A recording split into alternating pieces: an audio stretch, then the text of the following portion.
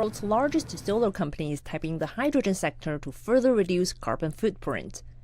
China's LONGi green energy technology has set up a standalone unit for hydrogen-related equipment. There is no doubt that renewable energy will help cut emissions. However, there are some energy-intensive sectors, like steel, which cannot shift to renewable energy. So that provides opportunities to the hydrogen sector. Currently, China churns out more than 1 billion tons of steel every year.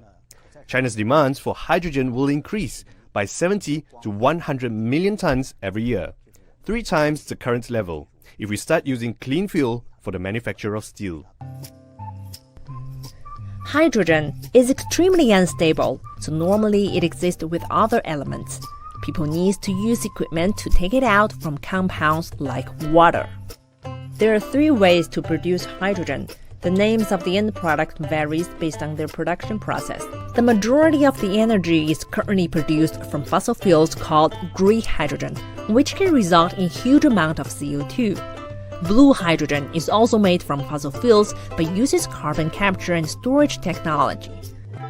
Green hydrogen is the most environment-friendly process in which hydrogen is produced through electrolysis. It's considered clean as it comes mostly from renewable power sources like solar. The manufacturing process only produces water vapor as byproduct. According to IEA, hydro production produces 830 million tons of carbon dioxide in the world each year, equivalent to the annual carbon emissions of the United Kingdom and Indonesia. China, the world's largest hydrogen producer, accounts for a third of global production, but most of it comes from fossil fuels. That is why it's even more important to promote green hydrogen. However, the biggest roadblock is the high cost. Power accounts for most of the costs in the hydrogen extraction process. About 60 kilowatt hours of electricity is needed to produce 1 kilogram of hydrogen. The company is currently exploring ways to reduce overall costs.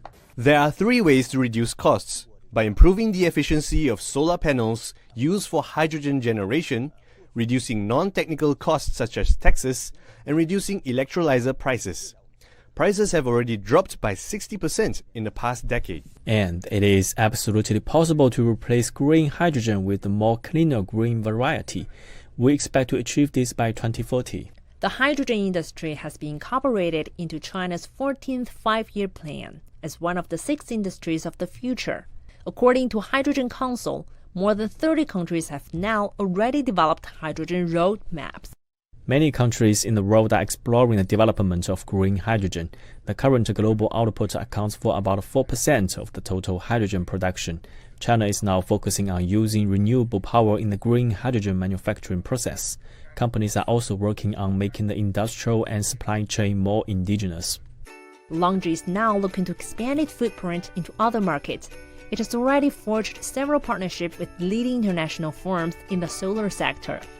The company said that more supportive policies are needed from the government for the future development for the sector. Yu Bokun, CGTN.